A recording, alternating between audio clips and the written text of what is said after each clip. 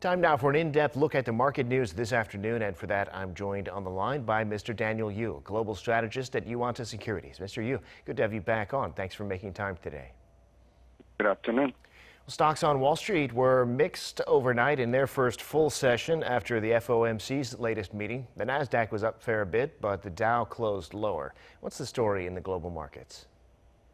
Yes, after the FOMC meeting, everybody is looking at what's happening to the inflation as well as expectation of interest rate hike.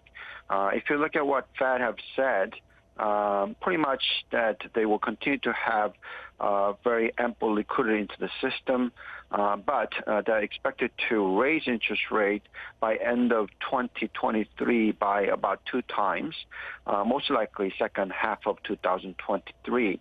But with this information, people are saying that the recent spike in inflation is temporary, that it is expected to gradually decline as the labor market still remains to be quite weak. If you look at the initial jobless claims, it actually rose to 412,000 from previously 359,000, which is a sign that the labor market still has a long way to recover from the COVID-19 hit. And with this, if you look at the overall 10-year government bond rate, it has fallen to below 1.5% again, and that results into expectation of the KOSDAQ to do better with the lower interest rate environment. And obviously that is the reason why the Nasdaq was risen by 0.87% to 14,161, while Dow Jones fell by about 0.62% and S&P 500 fell very slightly to 0.04%. So right now what we are seeing is that with this kind of interest rate environment, most likely the U.S. equity market to do go up as economy seems to be recovering, but at a slow pace. And here in Korea, both main indices higher, especially the KOSDAQ, which was also up yesterday. You mentioned growth stocks. The KOSPI now well above 1,000 points. The KOSDAQ, that is. Strength today in tech stocks and some bio names. Tell us about the domestic market. Right. If you look at the overall KOSPI, it remains to be slightly below what's been the peak, which was well above 3,280 territories. It actually closed at 3,268. As for KOSDAQ, as you said, it has risen well above 1,000 level. Actually, today it has risen by 1.21% to end 1,015.88. If you look at the Korea, obviously with the Fed expected to show somewhat of a policy tightening faster than the previous, that is putting some concern about the Korean equity market as the dollar strengthened quite aggressively and Korean won depreciated. And obviously when that happens, foreign investors net selling actually occurs.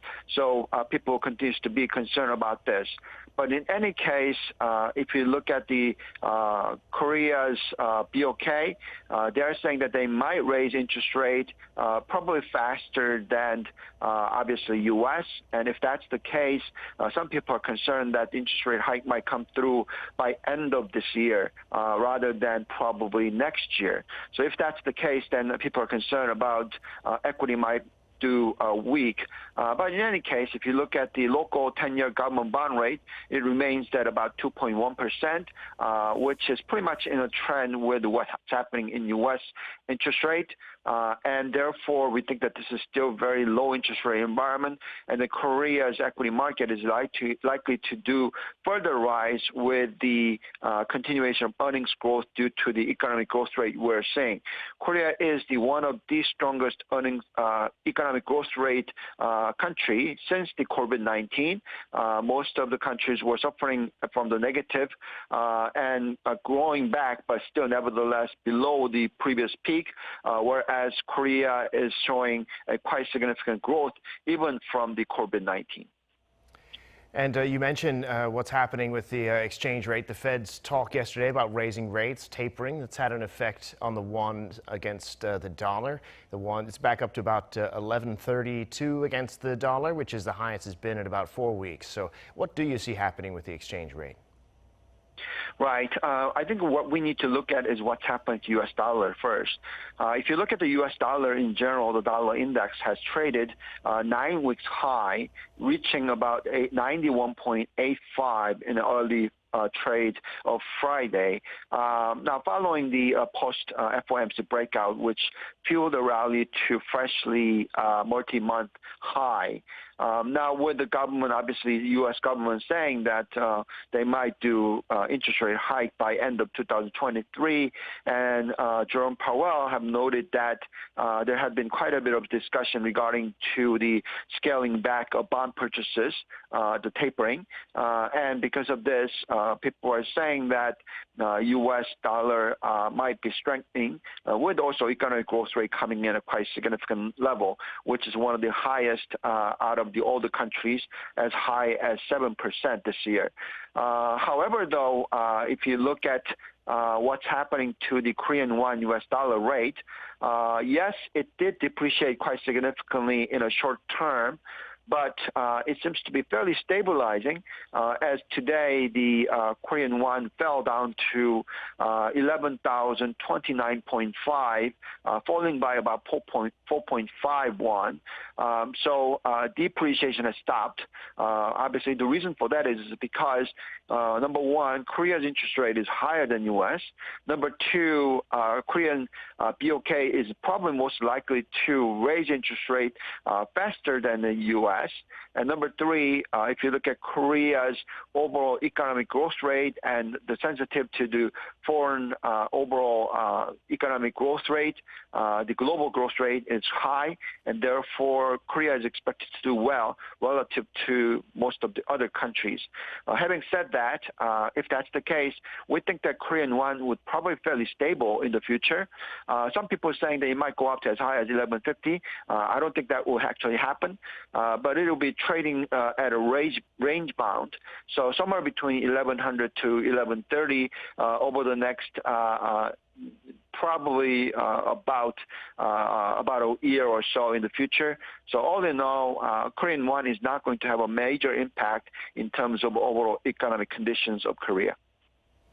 And switching gears here to another domestic issue, the Korean government and the city of Seoul have been trying hard to cool off the local housing market. But despite those efforts, apartment prices in the capital rose this week on a week-to-week basis by the most in a year and a half. It doesn't seem the current strategy is really bringing down prices. So what does that mean to you, and where do you see the housing market going forward? Right. I think that the current concern is it's the supply shortage. And people are talking about the nation's housing market suffering from supply shortage that is expected to extend probably into the future. So even though the rate hike might happen but before the end of this year, that might have some implication to cooling down effect of the housing market. But because it's all about supply and demand side, and the supply is limited, and if that's the case, demand seems to continue to be very high, and that might have a negative implication for Korean housing market price, meaning that it might go up even further. However, though, if you really think about what's happening, if you look at the housing debt level, as percentage of GDP, retail consumer debt as a percent of GDP has risen to well above 100%. And if there is any interest rate hike that might happen, we think that that will be quite significant negative implication for the Korean retailers, and therefore it will have impact on the housing prices. So we don't think that the housing prices will continue to go up higher, despite the interest rate trend that might show a rising trend, particularly given the fact that Korea has a very fast aging population. and the birth rate is one of the lowest out of all the countries, and also consumer debt being highest among most of the other countries, and also housing prices as a percentage of the income or the rental prices. Korea is one of the most expensive housing price market, so we don't think that the current trend of rising prices might continue to happen in the future. Most likely, it will probably top off and be able to stabilize in the future, despite there's concern about the shortage of the supply. It certainly is an issue that will continue to make headlines for a while. Mr. Yu, thank you so much for shedding light on that, and we always appreciate your insights. Thank you. Thank you very much.